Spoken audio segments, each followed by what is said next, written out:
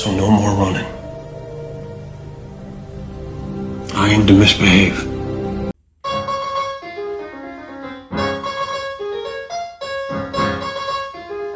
This landing is gonna get pretty interesting. Define interesting. Oh God, we're all gonna die?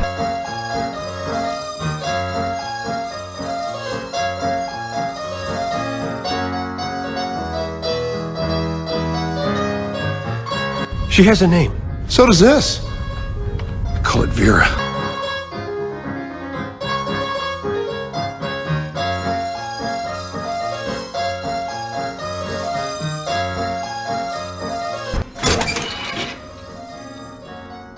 At last, we can retire and give up this life of crime.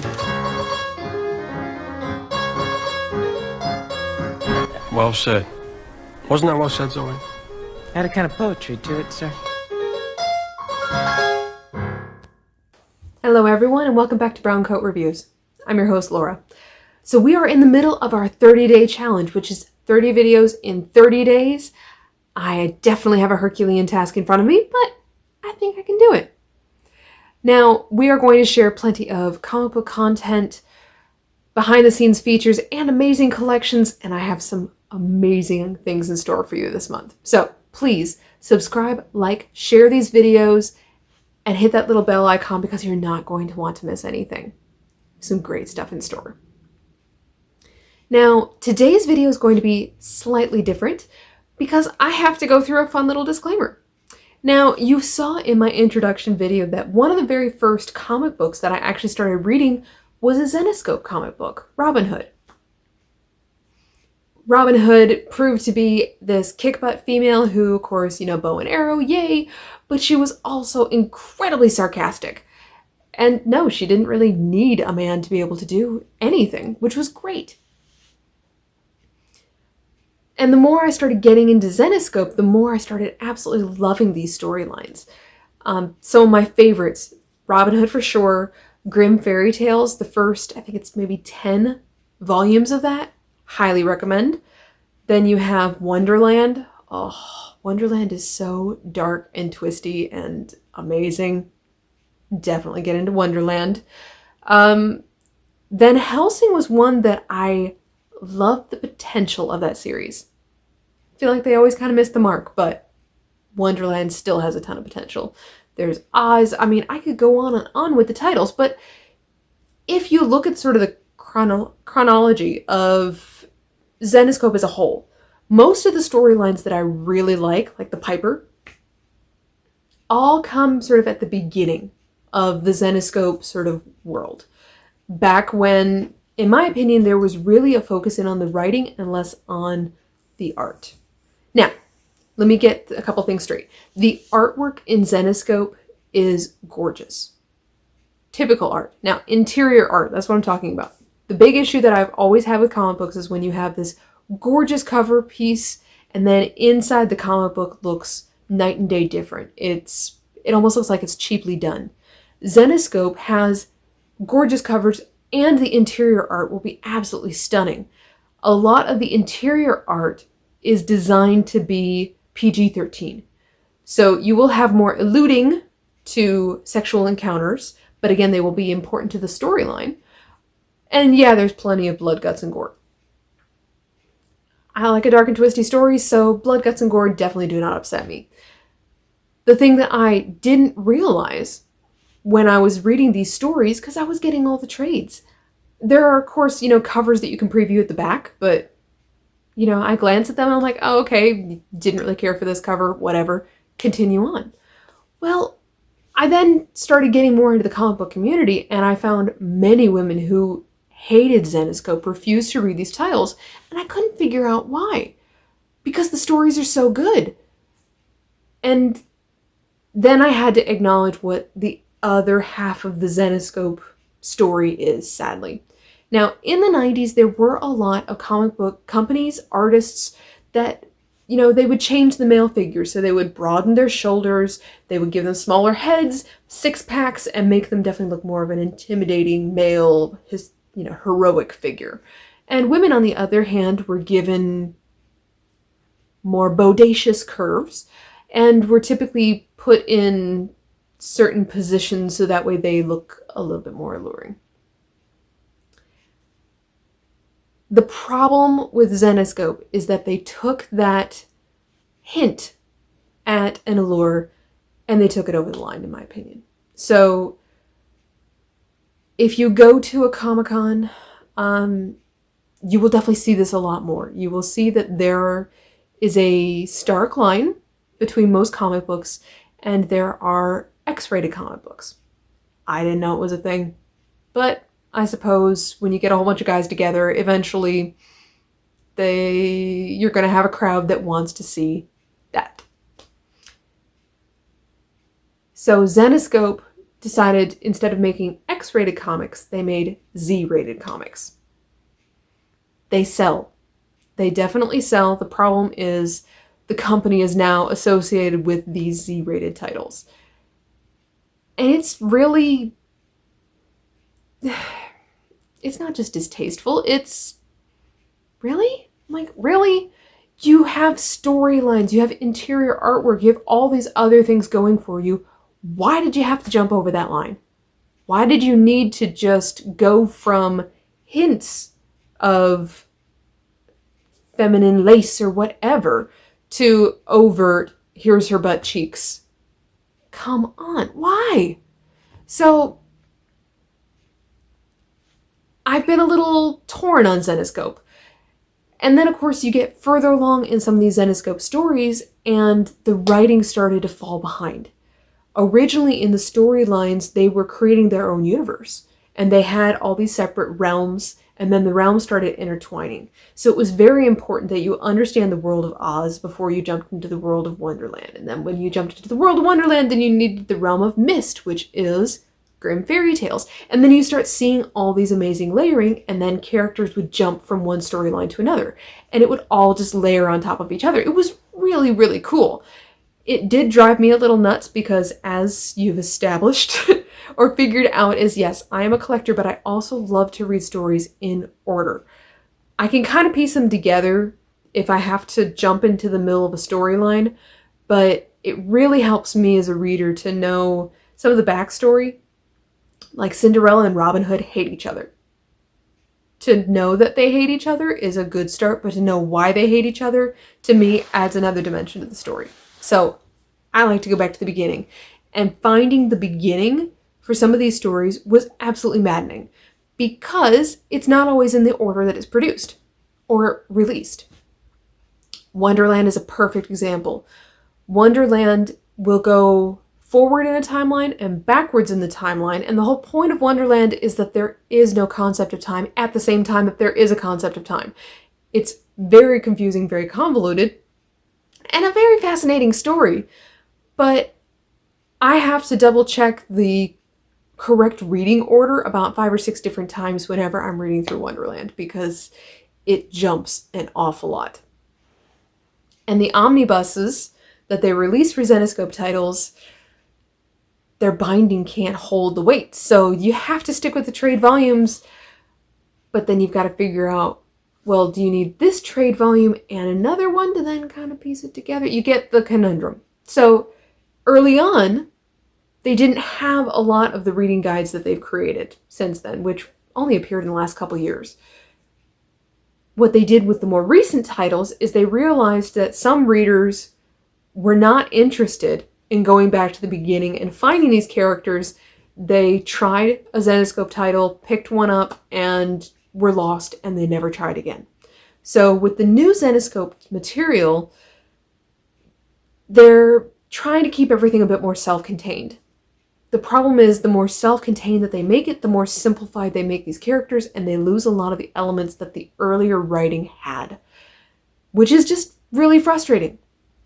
And then you have more of the all-out sex. I mean, it's just all-out sex. That's all it is.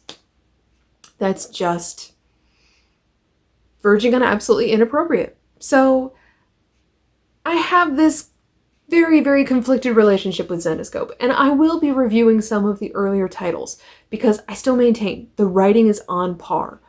It is very good. It is worth checking out, but As a woman, I definitely understand your apprehension with Zenescope as a publishing company. I love some of these stories and I love some of the artwork, and then I absolutely hate some of the artwork all at the same time. So what I wanted to do with this video, beyond just talk to you about Zenescope, is I wanted to show you some of the covers that my husband and I have collected that show a slightly different side of Zenescope. Want to know what I mean?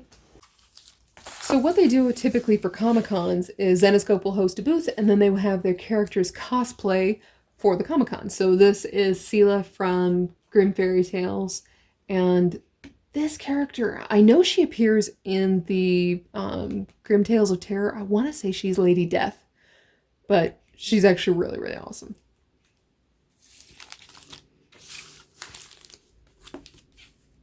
That is their Elsa cosplay costume, which I thought was absolutely gorgeous.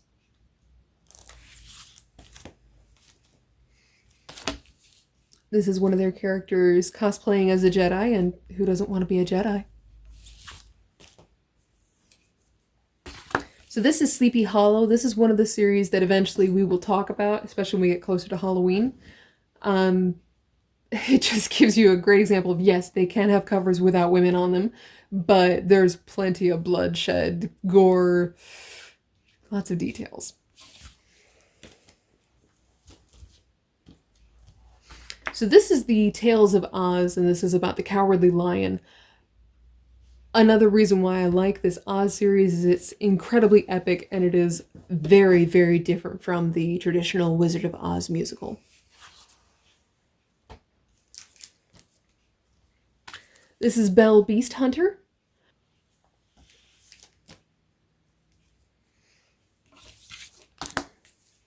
So this is Hellchild Inferno. So she's from the Inferno series. She's from the Hellchild series. I loved Inferno so much that I grabbed this cover. I still actually haven't read this one shot yet, but I just loved the kind of the two of them dueling it out.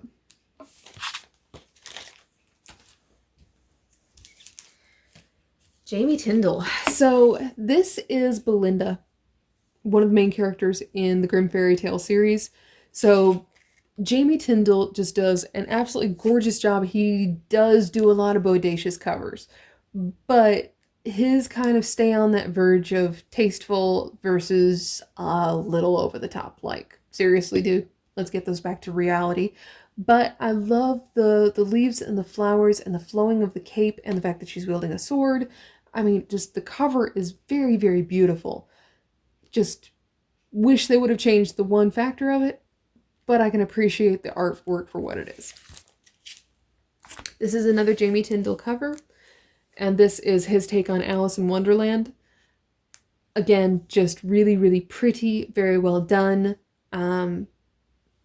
Signed by the artist, but this, of course, is not an original signature, so this is just his signing of the original print.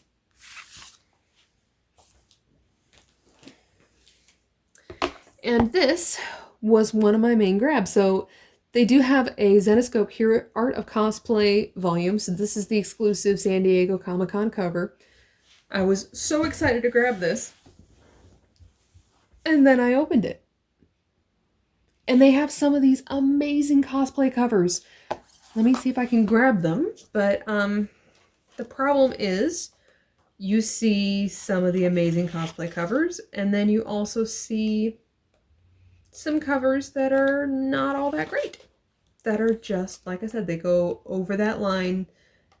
That's just a bit too much for me. So this was one of the ones that I would love to have. So this is the Game of Thrones cosplay. I was like, that's just a gorgeous dragon, and that is supposed to be Robin Hood. Kick butt, takes names, no problem. So this is one of the Art Germ covers, and Art Germ has actually done a lot of covers for Zenescope. This costume, I think, is already over the top enough. And then on the next page, they show the one that I'm not going to show you. Let's just say it's definitely more revealing. And sadly, the rest of the book has a lot of this kind of, here's the cover, sometimes it'll be more of a less revealing pose, and then the one on the next page will definitely be more revealing. And I just, like, this is Belle Beast Hunter. I thought that was gorgeous with the little, you know, Cinderella slipper, whatever. Cute. This was for a MegaCon. This was an exclusive cover. Why they had to do the other one, I don't know. Again, I don't need to see anyone in their lingerie. But I'm a girl. I know, there are lots of guys that absolutely love this. It's just not my thing. So you can see that you can actually find a variety of different covers from Zenescope. From what I can tell, it looks like some of their earlier work was not as extreme over the line, but I've also seen some earlier covers that just leave little to the imagination. Again, it's a question of whether you're willing to put up with it. For the earlier stuff, like I said, when I was reading the volumes, I didn't notice the cover art as much because typically for a trade paperback, they pick a cover that's sort of right in the middle. It's not extreme, it's not so light and fluffy that you have no interest in the book. So I would take a look at the cover and I would grab the story and I would be intrigued, and I love the writing. The problem that I've run into is that the writing now doesn't match the interior art, and the exterior art is sometimes distasteful. Again, trades, they still do the same thing. They always pick something kind of right in the middle. So I haven't had as many issues with the trades, but I have found plenty of the exclusive Zenescope covers to just be more than I'm willing to chew. So, I mean, I'm glad that we've grabbed what we have. Some of them were, you know, exclusive sets that were, you buy a trade and then they give you X, or they give you a set and they include all these various covers. If there was a cover that I felt was very distasteful, I've just resold them and found someone who cares for that kind of thing. I will say as a whole, though, Zenescope still has a ton of potential. But it really depends on what they want. They have added a lot more female artists. Some of their female artists are also the ones creating some of this art that I'm like, really? So I keep hoping that because so many women read independent publishing companies, but most women are refusing to read anything done by Zenescope, I keep hoping that eventually they will see that they're missing out on a huge chunk of their audience and reconsider and bring back the good writing and tame down their artwork just a little bit. But I think at this point they're making so much money internationally that they probably won't be doing it anytime soon. So this was just meant to give you a glimpse of what is Zenescope, see some of the covers that aren't as bad. And no, I'm not showing you the covers that are bad. Sorry. I mostly wanted to give my detailed disclaimer about the covers before we start talking about Zenescope stories. Mostly because I know a lot of women are going to be asking me the very same question that I ask myself, which is, if you know that they create these Z-rated covers, how can you read the storylines? And my answer has been simple. I didn't know that they did. I had no idea that they went to that level and that regularly until I got this book. This one. And I was so excited about the book. And I made sure to get the Jamie Tyndall cover because I really like Jamie Tyndall's work. And then I opened up the book. And I was like, okay, well, you know, maybe one page of this is not great, but I can keep moving. But there's not just one page. There's a lot. I'm like, no. Seriously, no. And then I started noticing, and then I started piecing it together and seeing all of it. Does it mean that I'm going to sell every single one of my Zenescope, you know, graphic novels and give up everything? No, because there's still some great stuff there. And there still are some stories that I think are worth talking about, even if you never read them. And I'll tell you exactly why I think they're worth talking about. So, I didn't know. And yes, if you want to stay in a state of ignorance like I was in, read the trade paperbacks. you won't know because most of this art is released on their exclusive variant covers. That some of them are the cosplay covers, some of them, you know, they did a special series for military appreciation. They've done a whole bunch of these different covers, and they'll do Halloween costumes, etc. But you just gotta choose. You know, where do you draw the line?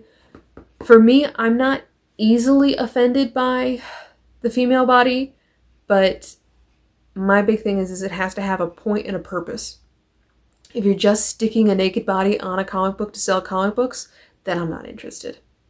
But if you're going to put a character that has some allure, again, there's a difference between allure and just all-out lingerie. If you're going to just put something with some allure and use that as a means so that way initially the bad guy, your monsters, whatever this person's fighting, you know, is more drawn in, I can work with that. But if you're just doing it for the sake of doing it, then you've lost me as a reader. So let me know down in the comments. You know, we are going to talk more about Zenescope. The video is coming. It's going to be the next one. But let me know what you think. Have any of you actually read a Zenescope comic book? Or did you find out about the artwork a lot sooner than I did? And were you just turned off, had no desire to read anything done by Zenescope? Let me know. And I'm okay with it. I am fine with the fact if every single person who watches these videos has no desire to read anything done by Zenescope. That's fine.